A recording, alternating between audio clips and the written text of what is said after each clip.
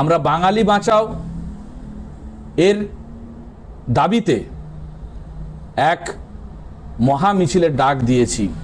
আগামী 11 তারিখ অর্থাৎ বুধবার ঠিক 3টেই সুতাহাটা বাজার থেকে মঞ্জুশ্রী মোড় পর্যন্ত আমরা এক মহা মিছিলের ডাক দিয়েছি, যেখানে জাতি ধর্ম বর্ণ নির্বিশেষে প্রত্যেকেই যেন অংশগ্রহণ করেন। আপনাদের কাছে আমাদের অনুরোধ, গোটা বাংলা জুড়ে, গোটা ভারতবর্ষ জুড়ে যে প্রতিবাদের ধ্বনি জেগে উঠেছে, সেই তিলোত্তমার বিচার চাই, আরজি করের বিচার চাই।